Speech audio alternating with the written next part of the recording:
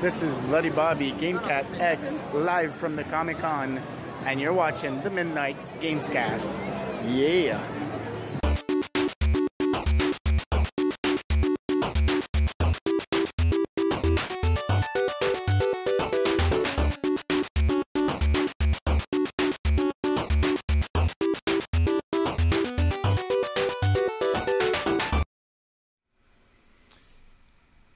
You know, when I said that this is not going to be a typical episode, I wasn't kidding. I'm all alone in this room.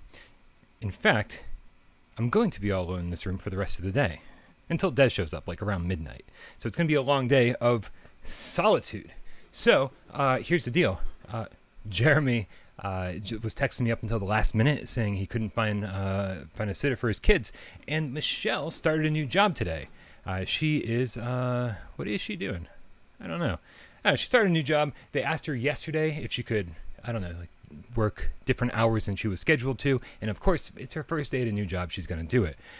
So we're not holding it against her. We might hold it against Jeremy, but let's be honest, we're not going to hold it against anybody.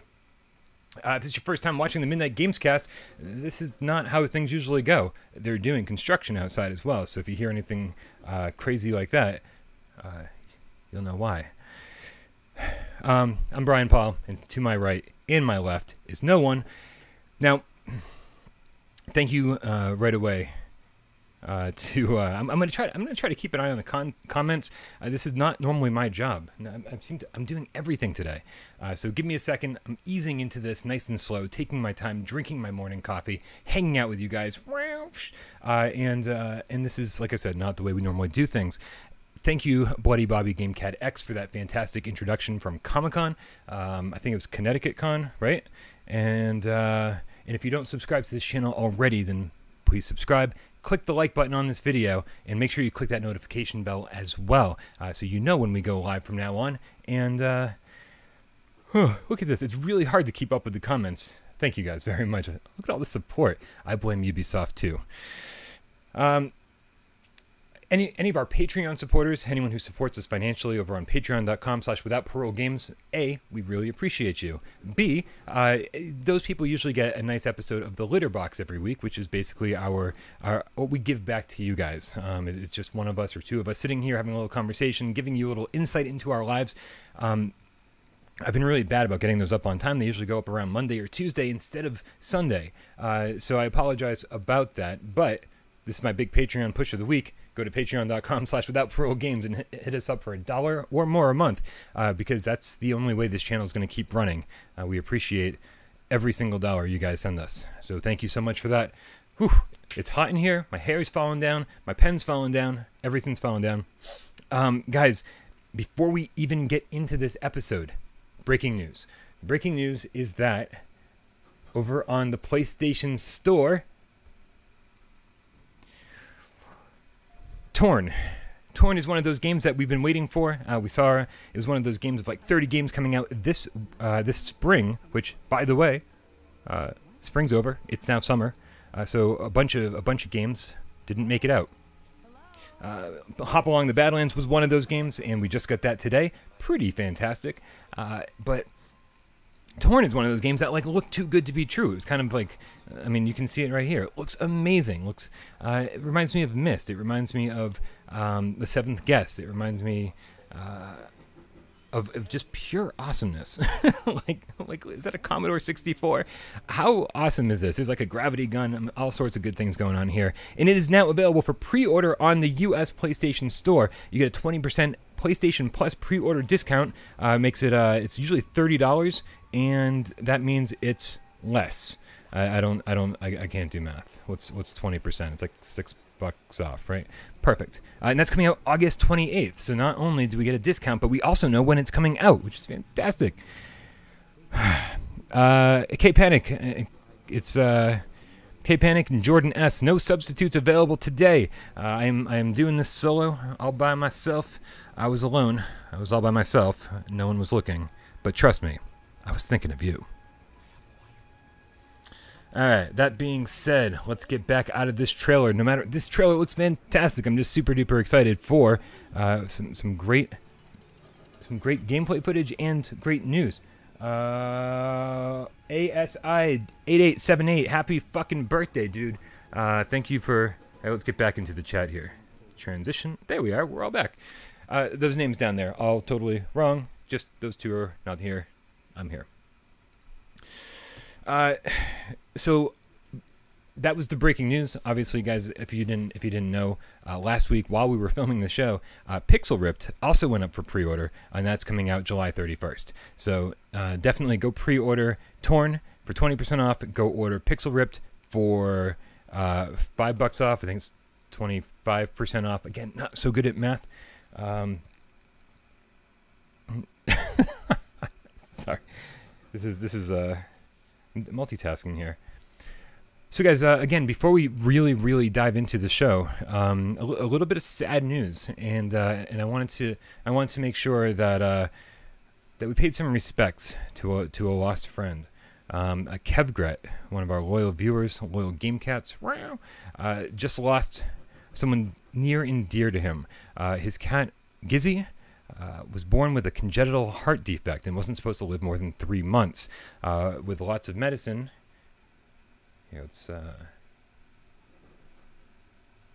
here we go. There's Gizzy for everybody. With lots of medicine, she made it over 3 years. She would sit and watch with Kevgret our videos, hear it without Parole. So we just wanted to dedicate this episode to not only Kevgret but also to Gizzy. You know, when one of us loses someone, we are Gamecats. We stand together strong. We all lose someone. So a lot of love to Kevgret. It's not easy, I'm sure, but we all love you. Our heart goes out to you. And speaking of Kevgret, Kevgret posted on last week's Midnight Gamescast. He wrote, "Brian, so many people are discovering that the PSVR plays 3D Blu-rays, so I figured it would be cool to do a giveaway so people can see it for themselves." He said, "Are you interested in giving them away during the Gamescast? Maybe do one a week." He said, "I have 4 3D sealed Blu-rays for you to give away. Kung Fu Panda, Minions, Aliens vs. Monsters, and Rise of the Guardians."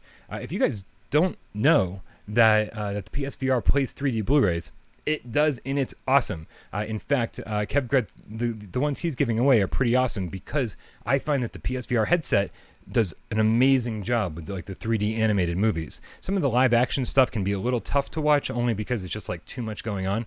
But the 3D cartoons, like I've watched Finding Nemo quite a few times on my headset. So Kevgret's gonna be giving away 4 sealed 3D Blu-rays. Again, Kung Fu Panda, Minions, Aliens vs. Monsters, and Rise of the Guardians. We are not going to make this easy on you. So what we're going to do is when the show is over, you have to make sure you come back here, and you have to leave a comment under the final video, like the re-uploaded, not live video. Told you, we're not making this easy on you. And you have to say, Kevgret, I want a 3D Blu-ray. You don't get to pick it. We're giving away 1 a week. And Kevgret, let's say we do, let's do these right in order. Let's do Kung Fu Panda this week. All right? So if you guys want to win Kung Fu Panda, leave a comment on the final video once it uploads and say, Kevgret, I want this video. I want this Blu-ray. And we'll pick one at random. Sound fair? Sounds fair. All right. Some good news to go along with the bad news, obviously.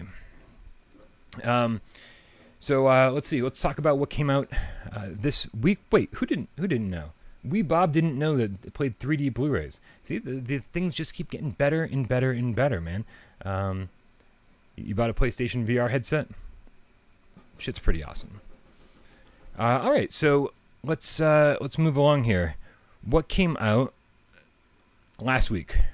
I don't know. What came out last week? First and foremost, we had. Let's do a little one of these. We had Dream Match Tennis VR by Bimbo Soft, probably the most unfortunately named developer on the face of the planet. Bimbo Soft gave us Dream Match Tennis VR, 1 player, unfortunately. 1 player tennis game. The physics are unbelievable. It uses the navigational controller, making it the only PlayStation VR game that actually uses the PlayStation 3 navigational controller. Again, like I said in the review, I can't picture or can't imagine that controller being good for anything else. other than tennis, because it's one of those games where you only use really one hand and then move around with the other one. Any games that use like dual wielding, like Skyrim or something, it just wouldn't make any sense. How the hell are you going to walk around the countryside shooting the shit out of wildlife with magic that comes out of both hands if one of your hands doesn't track? But man, this game was a lot of fun. I really have to give it to it. I have to give it to Bimbusoft. It was, even though it's a single-player game, it was really, really well done. Like I said, the physics feel phenomenal. I've played a minimal amount of tennis in my life. There was like 1 year after college where I was totally unemployed and I was drinking heavily, which continued for the next 20 years. And I think my girlfriend at the time, she would come over like every day after she got out of work, and I'd be like half in the bag, and we'd play tennis for like an hour or two. So I played quite a bit of tennis back in the day, and I gotta say, the reason for that story is because it actually feels spot on. The physics feel really good. It's really easy to overshoot your shot because you swing and you forget how impactful that racket can be. Now, to go along with that, let's see here. I had a pretty good quote. I'm really, really disorganized. I really thought, until the last minute, I thought somebody else was going to be here. Here it is. Dream Match Tennis VR. On last week's Dream Match Tennis VR review, the Cave Dweller 1 quoted me and said, "It's not a must-have," because it's not a must-have game. Come on, single player. But he wrote, "Get out of here. At that price, $15, you get a freaking tennis court with almost 100% accurate physics in your fucking living room. It's a definition of a must-have. Not a must-have," he said. That's a direct quote. I kid you not. Direct quote. This is what I deal with when you guys aren't around. Sorry, yeah, Aless, late to the party. Neither Michelle or Jeremy could make it to this week's show, so I'm just trying to do my best here, trying to run the show without them. Hopefully everyone will be back next week. Fingers crossed. So to the Cave Dweller 1, I got to say it's not a must-have game when you release a game that obviously should have multiplayer, probably 2 to 4 player support. It doesn't have any variety in any of the courts, and I had tracking issues. I know some of you didn't have tracking issues, but I did, and no matter what I did, it didn't fix it. So there's an obvious issue with some of us. I'm glad it's not universal. That makes me happy to hear. So,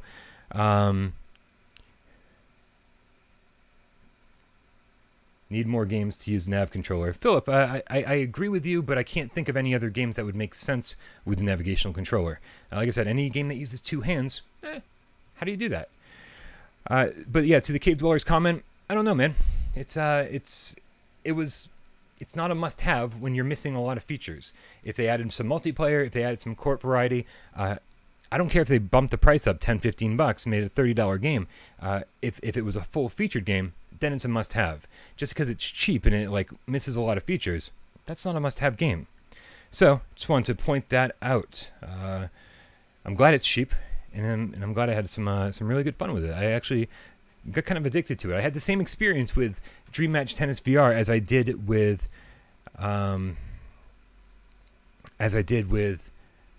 Fishing Master. Neither one's like a phenomenal game. Like they're both really good at what they do, or fun. And so every time I was trying to do the review and I was sitting there and writing the review and trying to edit, I'd go back and be like, I need to play this game for just a little while longer before I finish this review.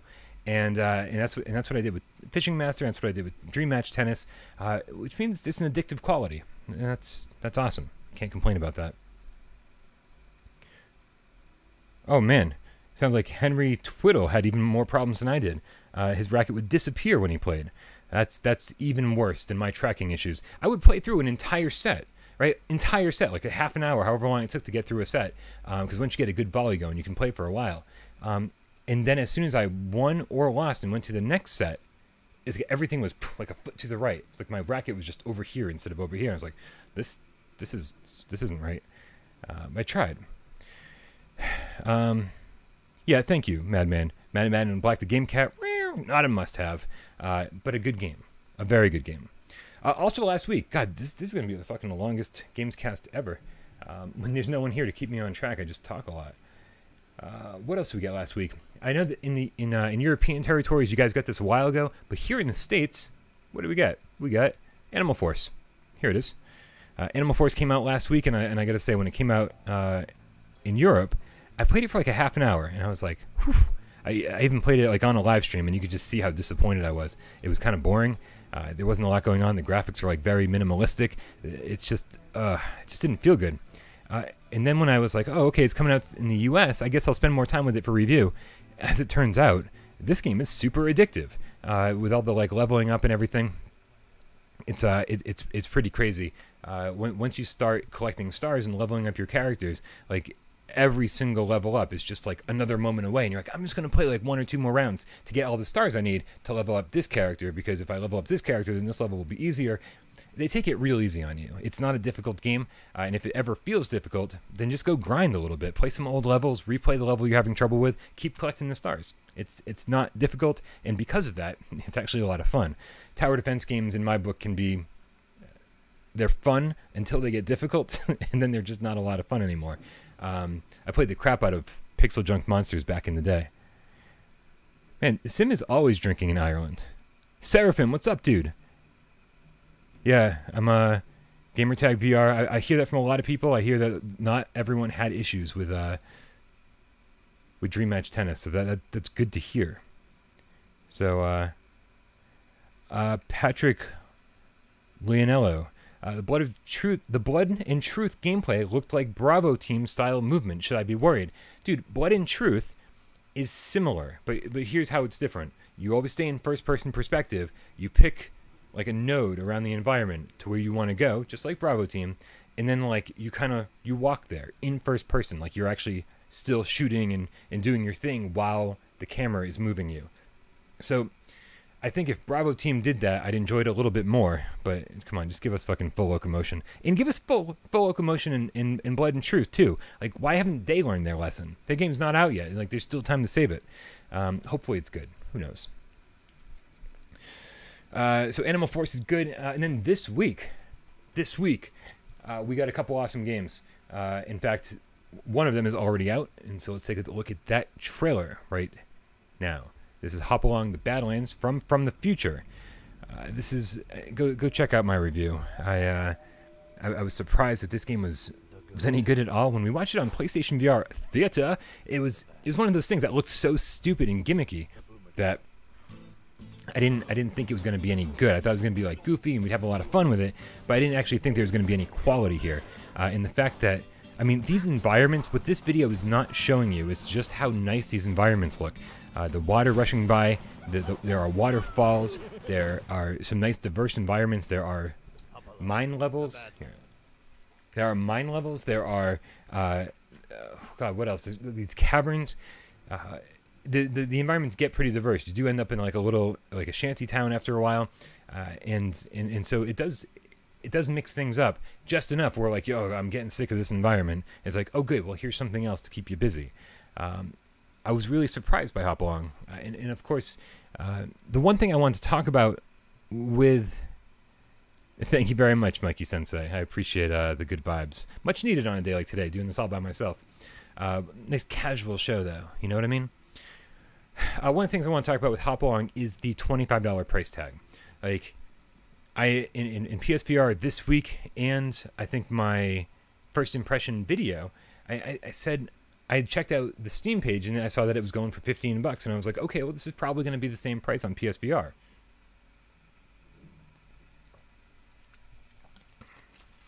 Thank you, J-Dow, for the generous donation. I appreciate you. Much love, dude. So for $15 on Steam, I was like, this sounds like the right price.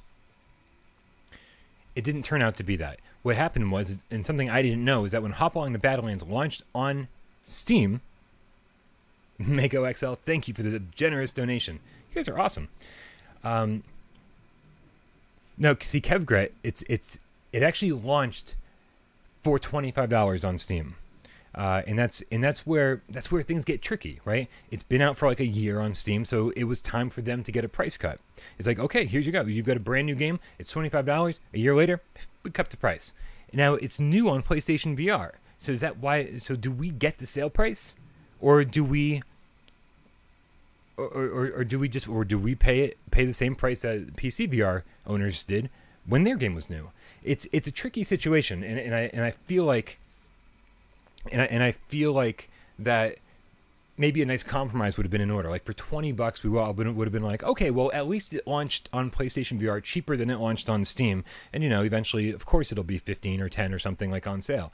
But $25 is a little bit high for this game.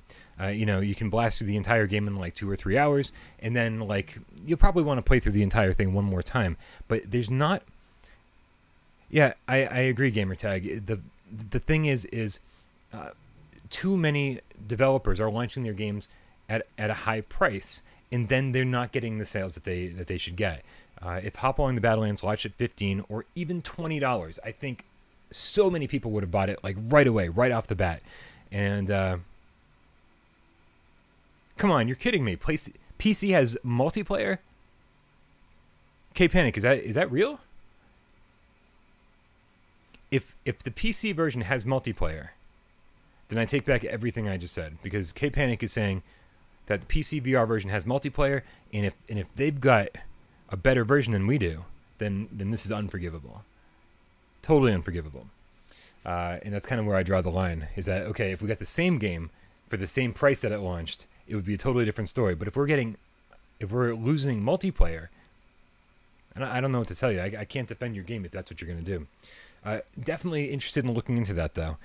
It's a great game. If money's no object, you should definitely pick it up. And the thing is, like, I hate to quibble about like $5 when I'm like, oh, I would pay 20, but 25 seems like a bit much. It's like, it's $5. We obviously want to support PlayStation VR developers, but okay, now Dave Station saying PC doesn't have multiplayer, so this is kind of out of my hands. Like, if it doesn't have multiplayer, I'm back to where I started. Right? I'm like, it's okay that it launched at 25 if that's how the PC version launched. You got to speak with your wallets. If you think it's too much money to spend, wait for a sale. It's a lot of fun, no matter what. If it's $15, $20, $25, this is just a fun game, and I am thrilled that we finally have it on PlayStation VR. You have a stick horse. It is so dumb, man. The first thing you do is like, you're like, oh, stick horse. Like, it's so goofy that this is like something that you have in your hands during the game. It's like, I still can't get over it. Yeah, seriously. I don't know. Somebody should slap me.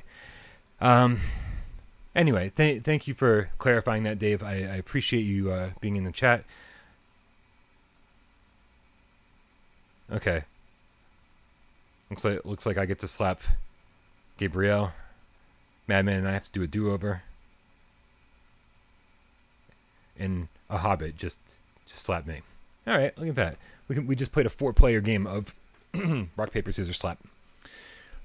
All right, so that was Hopalong the Badlands. Like I said, if money's no object, like if you're not like hurting for money like the rest of us, then just pick it up. It's a lot of fun and you'll really, really enjoy it.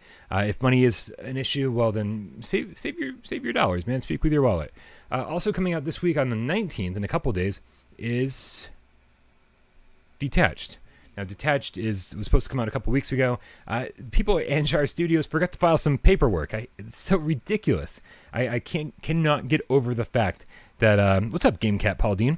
I cannot get over the fact that because they forgot to file some distribution paperwork, that no one at Sony was able to push this fucking game out the door 2 weeks ago to say, it's okay, man, just file it afterwards. We'll take care of it. No big deal. Just... No, but because of all the fucking red tape, we had to wait 2 extra weeks for this game, which is stupid, man. Just who is on the developer side over there at Sony that's not allowing this to happen?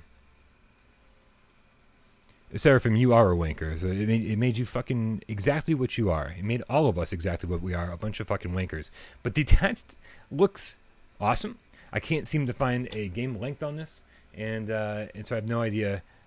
I have no idea how long this game is. It goes for like $25 on Steam right now, so I hope it's solid. And I don't know. Should there be a should we or shouldn't we segment? You guys fucking vote in the comments.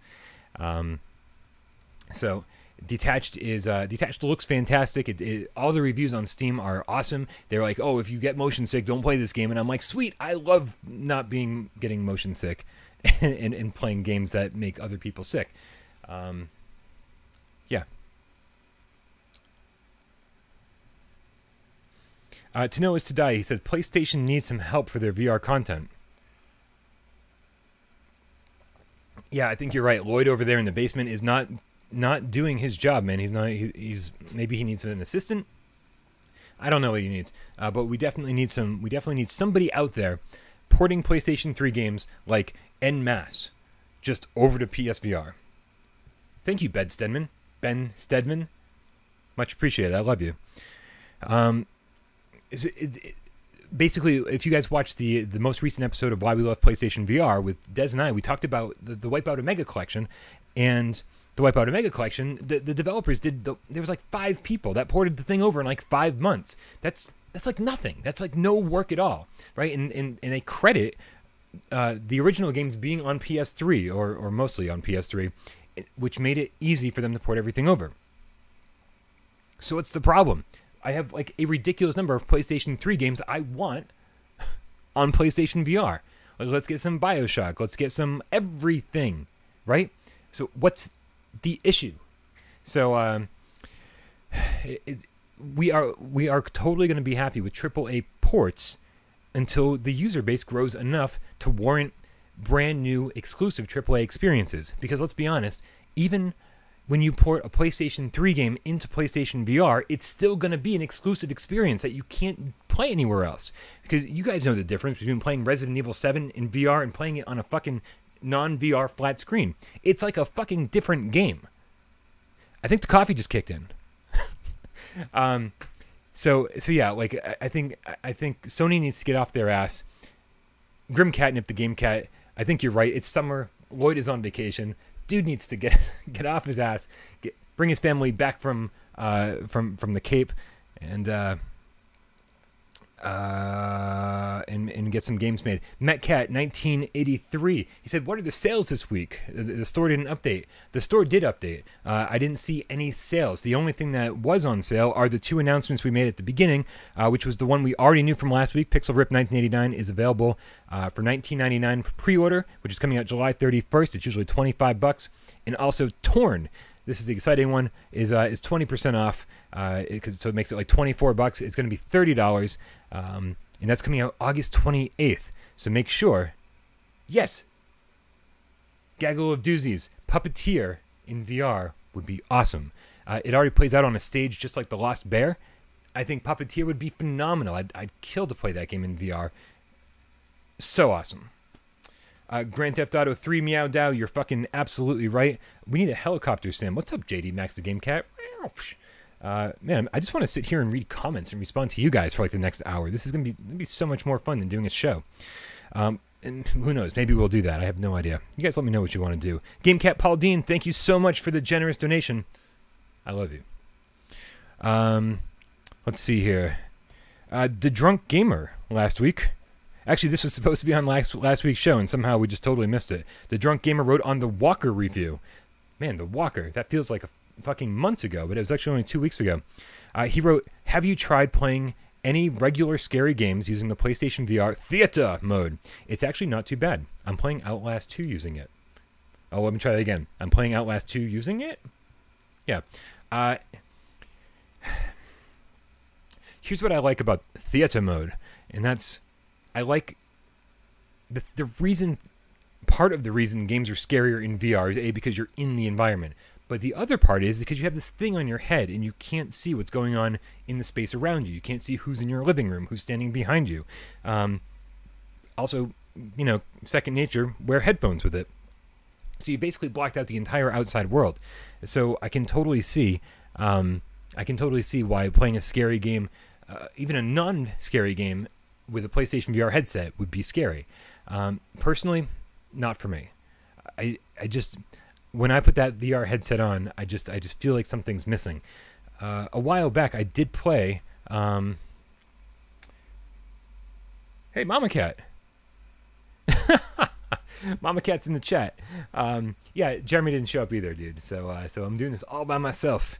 It's all good. What are you gonna do? At least no one's interrupting me this week. I don't know. So yeah, I think playing games with the VR headset is pretty cool because of what it does. But at the same time, what game was it?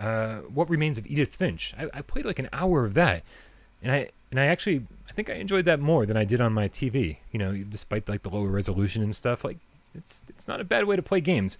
I just want to play VR games when I have my headset on. So that's kind of where I draw the line, I guess.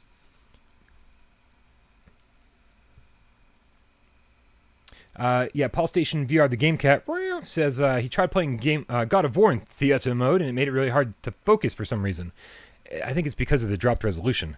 So that might be the issue.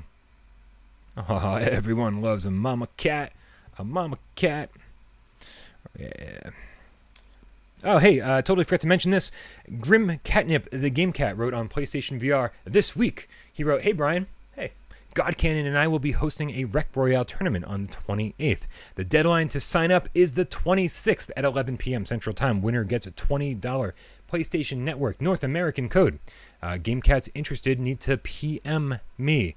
His PlayStation Network screen name, Grim Catnip, all one word, GRIMCATNIP.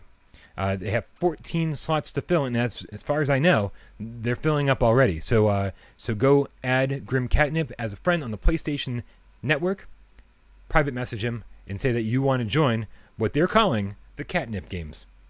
I'm totally down. I would love to keep an eye on this. I wish I could participate. I just don't have time. I apologize. But I'd love to see who wins the first annual Catnip Games. So thank you, Grim Catnip, the Game Cat, and God Cannon for putting that together. Blaze said, I don't like being touched when I'm in VR. That's because everything is scary in VR. Like, I swear, like, sometimes I hear a noise and I'm not sure if it's in a game or in my apartment. So, like, in the middle of a game, I'm like, okay, everything's all right. Hey, if somebody touched me, I'd probably have a heart attack because I live alone. And that would be really, really scary that someone was able to sneak in. John Hunter, bro, what happened to that PS2 anime game we were supposed to get? I need more information. What anime game? I feel like it's like right here. Can't think of it. Yo, Brian, we should talk about our favorite or least favorite retro consoles, says Meow Dow. I mean, we could talk about that, but I mean, like, let's stay on PlayStation VR topic just for a little while longer, and we'll see what's going on. Drazen Reed, thanks for tuning in, dude. Yeah, unfortunately, Jeremy couldn't find a sitter for his kids, and Michelle has a new job, and they changed her hours at the very, very last minute. So I'm running the show myself today. Let's see here. Let's see. Hey, you know what? We still haven't finished PSVR this week, so let's move along. In European territory, supposedly, you guys got this. This is Sea of Memories. Sea of Memories looks like it plays out on a boat, and you kind of sail around, solving puzzles. You're like Captain Pirate Puzzle Solver or something. I don't really know. This is, I hope it's not expensive because on mobile VR this game went for like $1.99. So hopefully it's not too expensive. Ooh, To Know Is To Die bought an $800 3DO back in the day. That is insanity. Insanity. So this is I don't know, interesting, I guess. If anybody lives in European territories, I don't have access to my PlayStation 4 right now. Check the store for me and let me know how much this is going for. I'm very, very curious to know if there's like a PSVR tax on this. If it's like a $2 game, cool. If it's like a $5 game, who knows? But let me know. I'm very, very curious to find out. Let's see if we have an update here. Dave Station thinks that he's talking about Gungrave VR. That might be the one. Gungrave VR. Dave Station actually did a Let's Play of that. I've played it. I've played it for like an hour or two, and I can't say I really enjoy it. It's not a traditional Gungrave game. I don't know. I feel like they keep forcing you into these like small arenas, and then you fight like wave after wave after wave after wave of enemies, and then they put you into like a first-person mode for an entire stage. It goes on way too long, and they put you back into a little arena. And if you're talking about Gungrave, the original Gungrave games are awesome. I love the original Gungrave games, but this VR thing is. I hope it's cheap. That's what I'll say about that. I hope it's cheap. $4.99 on PSVR. Let's hope so. Neo Geo, the amazing LSB. That was a super expensive console. Yeah. Berbercat says, I still got my Atari Jaguar with Alien vs. Predator. Best AVP game IMO. I probably agree with that statement. I've still got my Atari Jaguar too. I have Alien vs. Predator. Man, the frame rate on that is painfully slow, but it is, for when it came out, it's pretty fucking cool, man. It's pretty fucking cool. Speaking of old video game systems, here, let's take a look at this is a PS4 game that's coming out this week, and it does not have currently PlayStation VR support. This is Tempest 4000. Speaking of the Atari Jaguar, this was probably the best game on the Atari Jaguar. It's Tempest, and it was fantastic. Now, what I didn't know about this until I was corrected somewhere. Here it is. All right, that was that. Silver Winged One wrote on PSVR this week, wrote, I'm going to be getting Tempest 4000 on Tuesday. It might be getting PSVR support later. Jeff Minter had PSVR support ready to go, but Atari had him take it out since they wanted the PS4, Xbox One, and PC ports to all be the same to make it easier to iron out any issues on all three first. Okay, so like when I read this comment, I was like, wow, what a bunch of fucking rumor and speculation. And as it turns out, Silver Winged One pointed me in the right direction and sent me a link to Jeff Minter's page, his blog, and absolutely 100% true. Tempest 4000 had VR support, and Jeff Minter was forced to strip it out of the game last minute, which is insanity. So hopefully Atari gets their shit together, because the last game, that roller coaster bullshit that they put out recently was garbage, and this could actually make up for what they did to us on that. I feel like they still owe me $20. So I'm totally down to play some Tempest 4000, but I am absolutely going to wait for some PSVR support. I need to catch up on... Zone of the Enders. That could have been the PlayStation 2 game. Yeah, Zone of the Enders. I've got my physical copy pre-ordered on Amazon. That's coming out, I think, in September. I think I have that right. And you can pre-order that on the PlayStation Store as well if you want to have that all ready to go. So that's pretty cool. And then finally, I don't know. I got nothing. Oh yeah, let's do this. Gumball's Game Room. Gumball's Game Room sent me some links to some trailers. So I guess this is our PSVR theater segment. Yeah, let's start with this one, because this is just too fucking funny to pass up. This is coming to PlayStation VR eventually, but I can't imagine. Just watch. I don't know what to tell you. It's called Project Rage VR.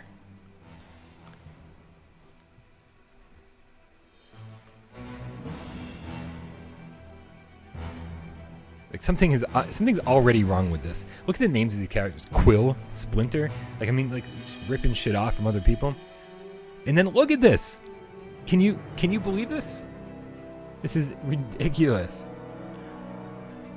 Like, this is the most generic-looking side-scrolling beat-em-up ever. Like, this looks worse than, like, a 16-bit Sega Genesis game. Like this, the beat 'em ups on that platform were infinitely better, and here we are, like 25 years later, and this is what we're getting. I think these developers didn't get the word that like Bloody Zombies was good because it was a good game, not because it was like a 2D side-scrolling beat 'em up. Like there's not like this. There's just nothing. It looks like it's played on one plane, but you can actually walk in and out of the in and out of the foreground. But holy crap! Like I don't think any of these enemies even have attacked yet. I don't know, that one looked like it was going to attack.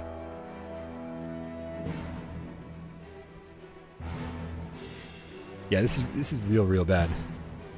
In fact, do you know what this reminds me of? Speaking of old school video games, it reminds me of this. It's China Warrior on the TurboGrafx 16. This game is notoriously bad, and you'll see why. See, look, this looks exactly like the same game, except not in VR.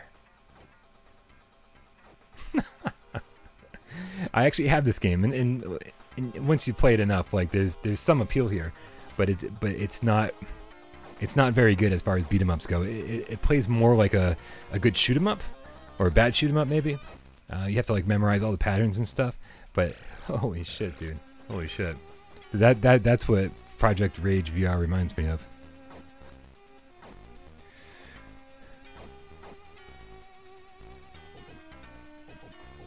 I don't know. I could watch this all day. I won't make you guys watch it all day, though. Oh, man, oh, man, oh, man.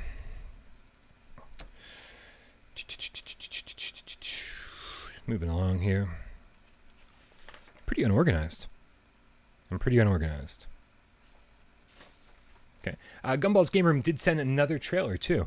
So let's check out the other trailer he sent. I think this one looks better. I don't think it's gonna be awesome, but hey, I had never heard of this until he sent me the link. So let's check it out. This one is called Naked Sun.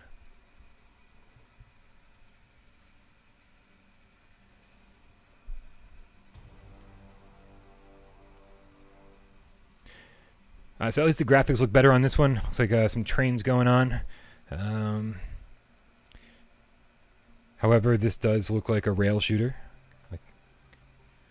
which trust me, like there's a huge difference between rail shooter and wave shooter, and I will take rail shooters all day, every day. Wave shooters are getting old; we've seen them far too often. But rail shooters, I feel like until somebody nails the time crisis dynamic, I will not have seen enough of these.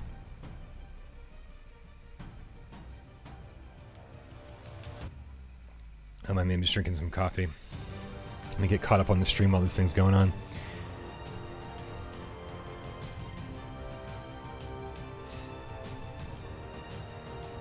Yeah, Lewis and I definitely flying solo today. Jeremy couldn't find a sitter for his kids, and Michelle is... what is Michelle doing? Michelle's got a new job. So they changed her hours at the last minute, so she went in, because you can't not show up on your first day of work. Naked Sun. So available, today on PC VR, and then we'll eventually show up on PlayStation VR. Supposedly, that's what we're being told.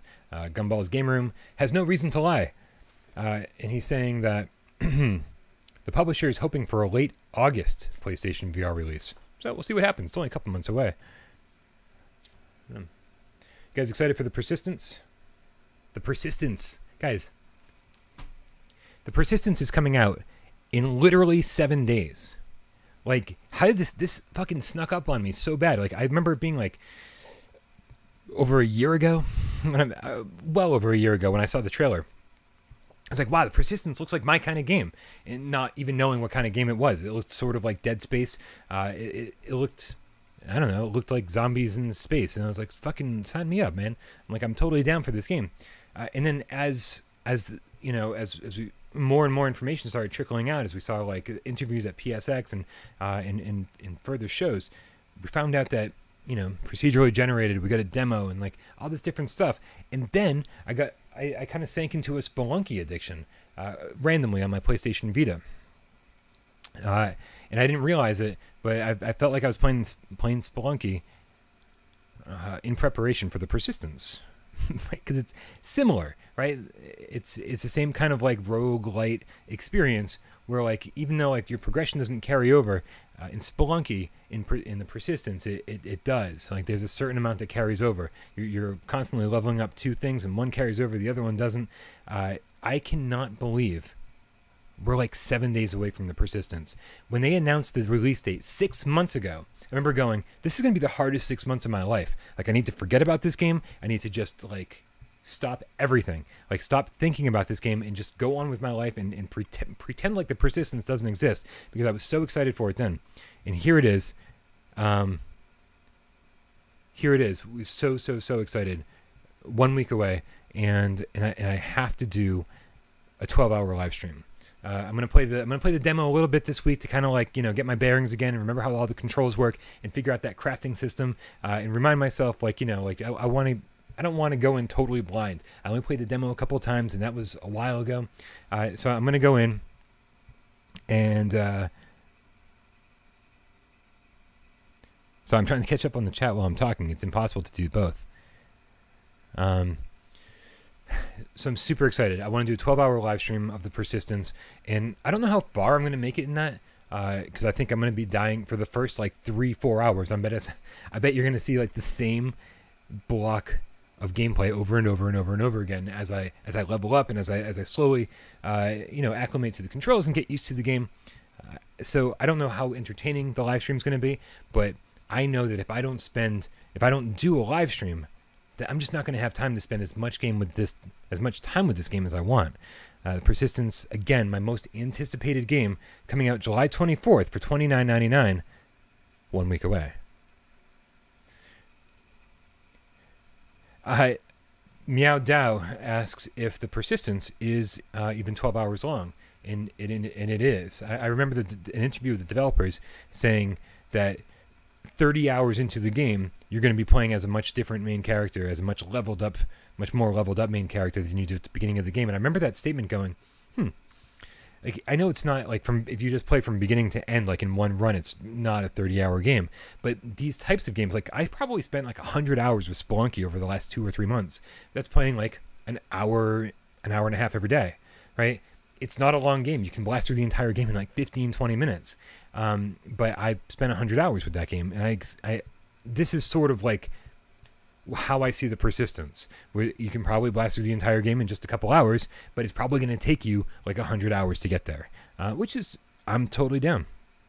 Yeah, let's see what's going on in the chat. Oh yeah, Dead Ringer brings up a good point. He's talking about the Bloody Bobby GameCat X comment. He asked about Persistence co-op, and Dead Ringer reminds us that if you have a phone or a tablet, you can kind of like invade someone's game, and you can either help them or hinder them, which I think is going to be awesome. I don't know. I don't know if you have to like be invited to somebody's game, or if people can just randomly drop in, or if you have to do it on Twitch, or what the deal is. Hopefully it's just like a second screen experience thing where like somebody drops in with their like on the PlayStation app, and hopefully you guys can drop in and out while I'm doing my 12-hour live stream, and you can help or hinder me, whatever you feel like doing. Jay Dow, you're absolutely right. Persistence is $30. Bravo Team is $40. Who's doing the math over there at Sony? Crazy. Sonic the GameCat wrote, I'll try to tear myself away from Mania Plus next week to tune into your live stream. Just before I started the stream, Mania Plus arrived. Sonic Mania arrived for my Nintendo Switch. So I think I might actually spend some time with that today. I'm kind of excited. I haven't really enjoyed any of the 3D Sonic games for quite a while, but I think a 2D Sonic game could be exactly what I'm looking for. Good stuff.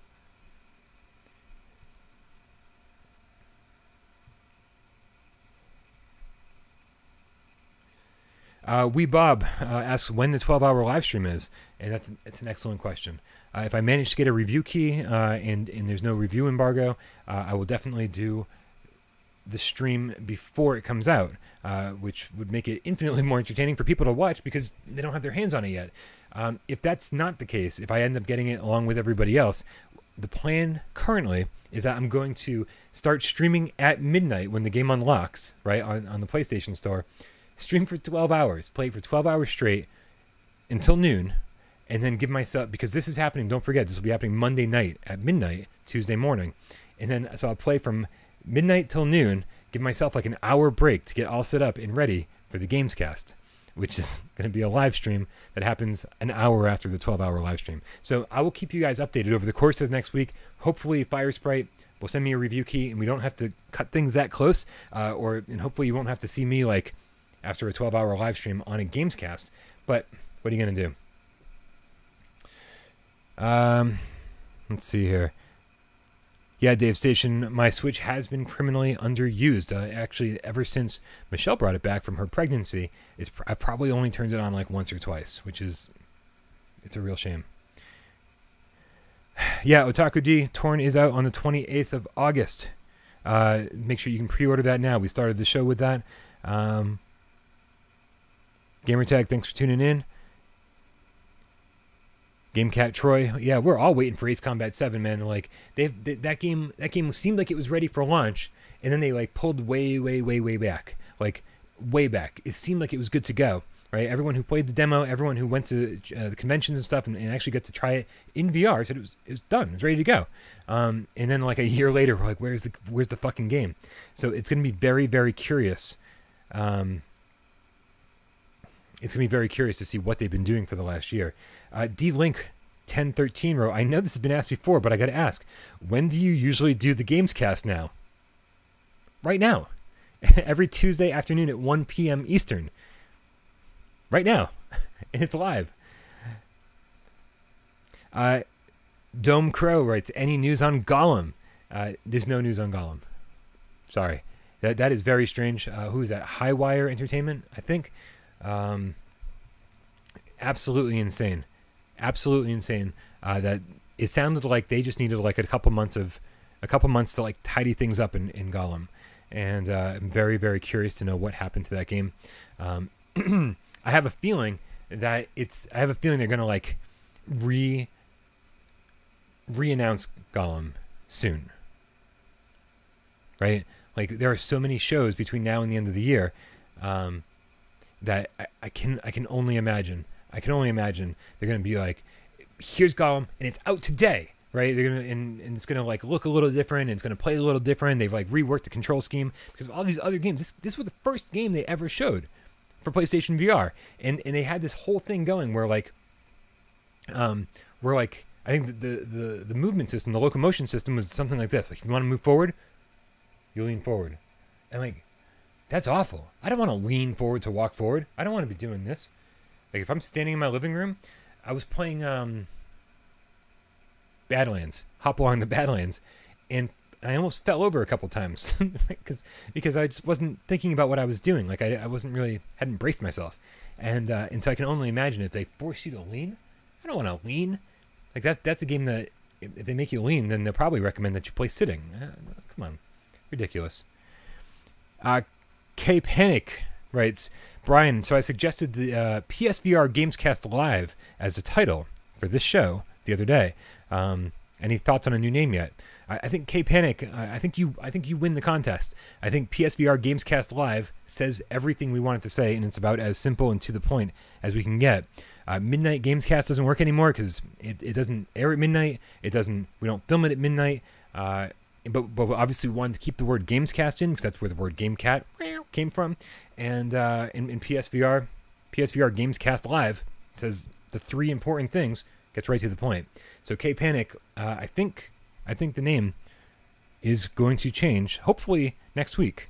I just need a little time to do some graphics work and make a new introduction. So I think that'll be okay. No. A Hobbit, he says, do you think Gollum and Ace Combat 7 are held back for release on PlayStation 5 and PlayStation 5? That would be interesting. The PlayStation 5. The PlayStation 5 in 2020. We're not going to see a PlayStation 5 in 2020. That's impossible. That's only like a year and a half away. It's not happening. It's just not happening. I say 2021. My bet is 2021. If we see a PlayStation 5 in 2020, holy shit! Like I'm gonna be totally blown away. But there's no way. There's no way. The install base for the current platforms is just too much. I think when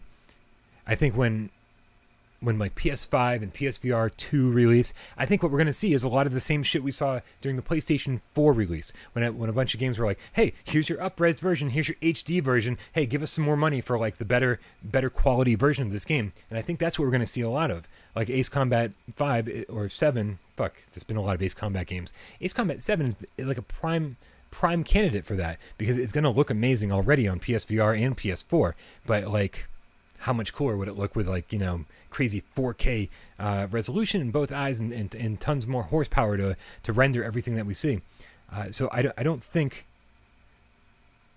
that I think we'll still see the games as scheduled, and then we're going to see a ton of updated versions of a lot of the games we're even currently playing when it comes to PlayStation 5 and PSVR 2.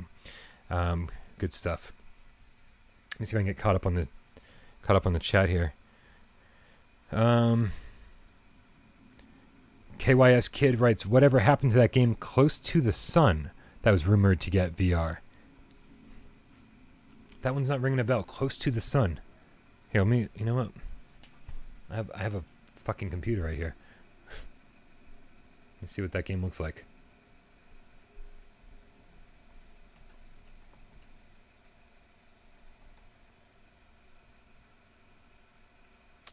Ooh, that game looks good. It looks like BioShock. Yeah, I don't Here, let me see if I can bring that up real quick.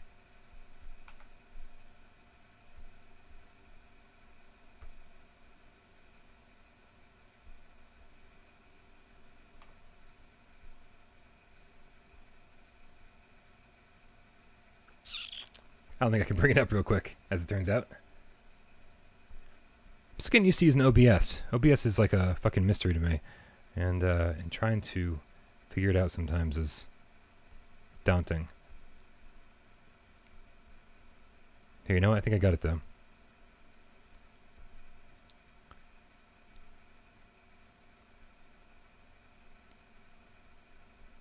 Let's see, Here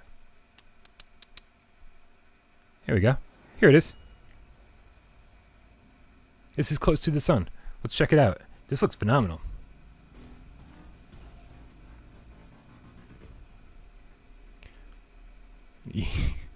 Even the developer looks phenomenal. What a great name. Storm in a Teacup. They even used the BioShock font. Come on. It's ridiculous.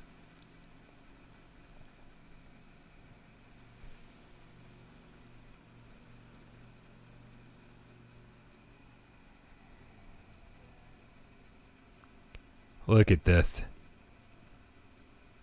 This looks pretty incredible. I didn't know this. I'd never heard of this game, and I did not know that there was rumor of VR support.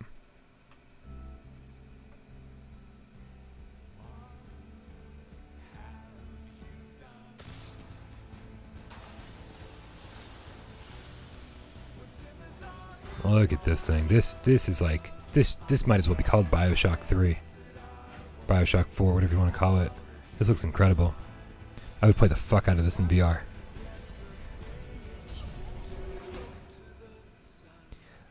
I mean, it just screams BioShock, man. I feel like somebody should sue them. But who's it? I never heard of these guys before. Never heard of them.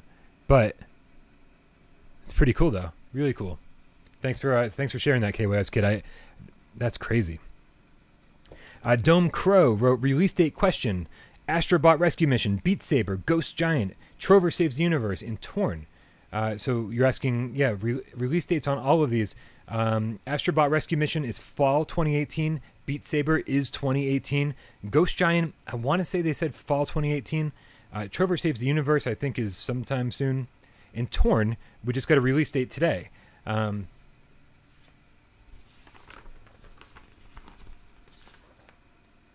Torn is coming out August 28th. You can pre-order it right now on the PlayStation Store. So there's that. get a 20% discount if you're a PlayStation Plus member. Definitely check that out. The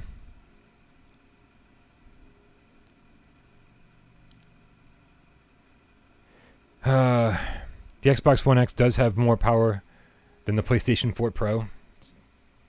I don't know, way more powerful is, I mean, not really way more powerful. More powerful. I wouldn't get caught up in that. It's kind of irrelevant because when you have a super powerful console, most games are made for the lowest end version of that console generation, and then they kind of tweak it to make it a little bit better on the better ones. So it doesn't really matter. I'm guessing most Xbox One X games probably only look as good as they do on the PlayStation 4 Pro, with maybe some slight modifications. At this point it doesn't really matter.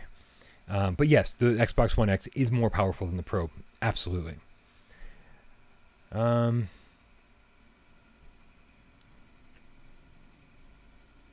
That guy is Will. Astrobot. Yeah, all of these games, they might not have solid release dates, but they're all 2018.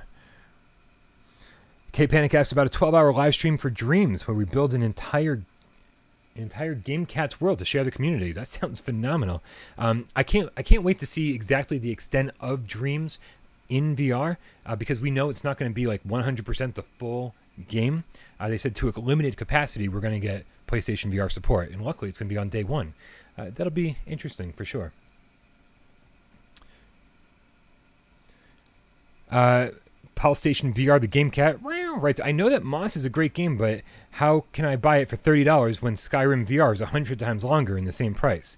Well, don't forget, Polystation, that Skyrim is on sale. And actually, at this point, probably not on sale anymore. It's like a $60 game. Unless it's permanently price dropped. I don't think that's true. And so when Moss drops in price, if you're waiting for like a deal, get it when it's on sale. Just like, people waited for Skyrim to go on sale because you're fucking insane. Manuel asks, hi there, did you play Firewall? Hopefully the walking speed is not too slow. Is crossplay planned because of exclusivity? Crossplay with who? It is a PlayStation 4 exclusive, right? So, right? Yeah. So who are we playing crossplay with? It's a VR only game, so it's not like it can be played crossplay with non-VR gamers. Alessandro's taken off. Take it easy, dude. Thank you so much for stopping in. Xbox needs more exclusives, says D-Link 1013. I totally agree. I actually just sold my Xbox One because I hadn't used it in like 2 years, and I'm just trying to clean house a little bit and keep only the things that are important to me.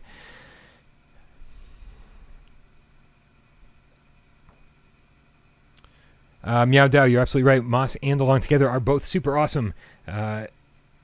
Dome Crow asks, is Torn worth buying? Have you gotten to try it? I usually wait for your review of a game before buying it. If I have tried Torn, I'm not allowed to talk about it, and if I haven't tried Torn, then I don't know anything about it. So there you go. Crossplay with PC maybe, says Sonic the Game Cat. Here, I need to check that out. Now I need to know if Firewall.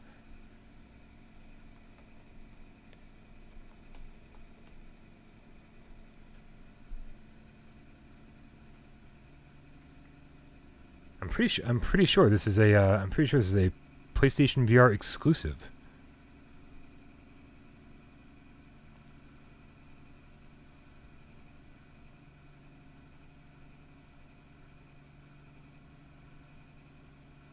Yeah, I'm pretty sure it's exclusive. If anybody knows something I don't, let me know.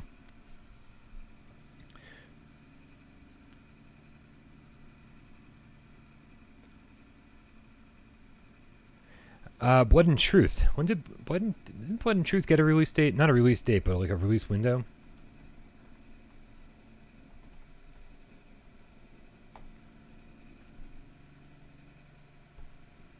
Let's see what we got here. We'll get straight from the horse's mouth on the PlayStation.com website. They want me to put in my birthday. Come on, give me a break.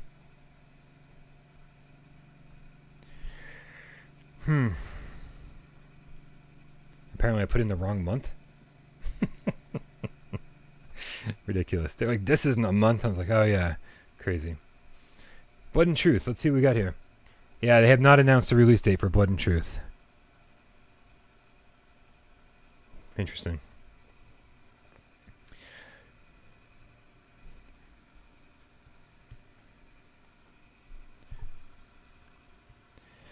Jordan S. says, look at Brian living the minimalist lifestyle. I wish that was actually the case. I'm trying to get rid of stuff because I keep bringing stuff in. Like, I keep buying stuff that, like, I know I probably shouldn't buy, but I'm, like, a ridiculous collector. You guys can see, like, my stupid Vita collection behind me. The Vita collection's getting out of control. As soon as they announced that, like, no more Vita games, I was like, oh, man. I gotta, now, like, now I'm kind of, like, obsessed with collecting all the Vita games. Including ones that, like, I don't know like where to draw the line. I'm like, do I buy the Japanese ones? Do I buy the crappy ones? Like, do I really want a copy of like MLB The Show on the Vita? Do I really want like that Call of Duty game? No, I don't. But like for a collector, do I want to like get the whole thing? Oh God, I don't know. So Vita games keep coming in,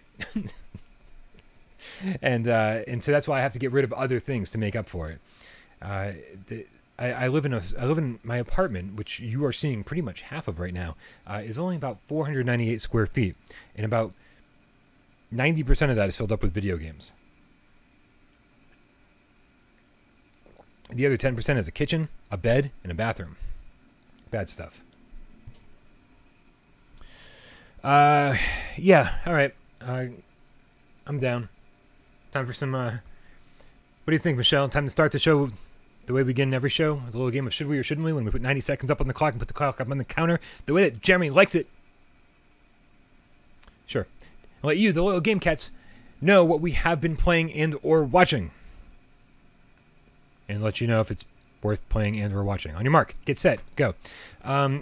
So what I've been trying to do this week, on the advice of a few different people, is watch that Netflix series Kiss Me First, which is all about VR. I don't know what to say about the show.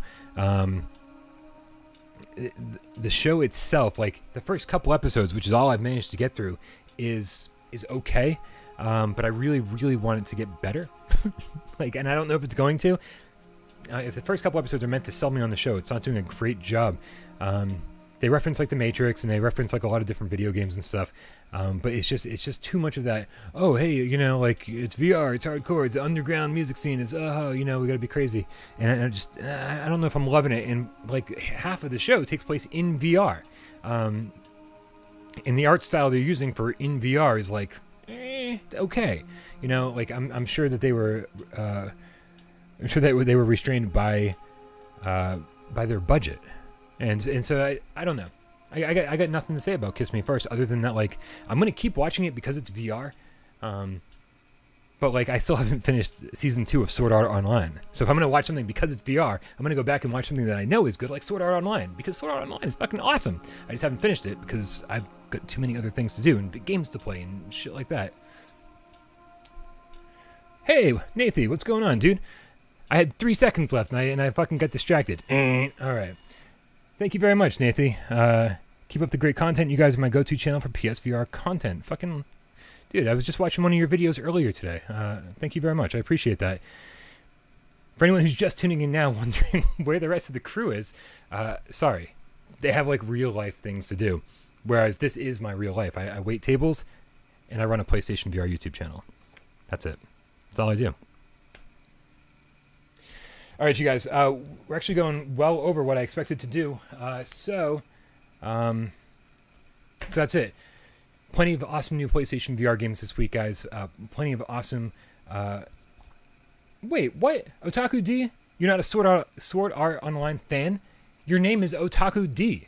Why aren't you a Sword Art Online fan? I'm gonna wait right here until you answer that question.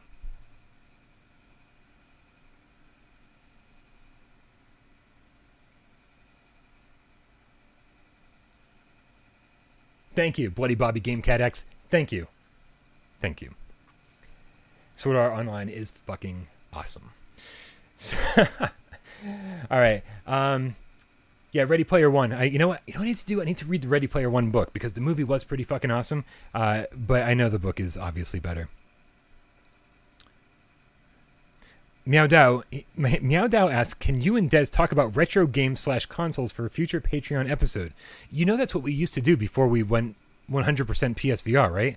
If you go back and watch old episodes of Gaming Without Parole, it's just me and Des sitting around talking about retro video games for like days.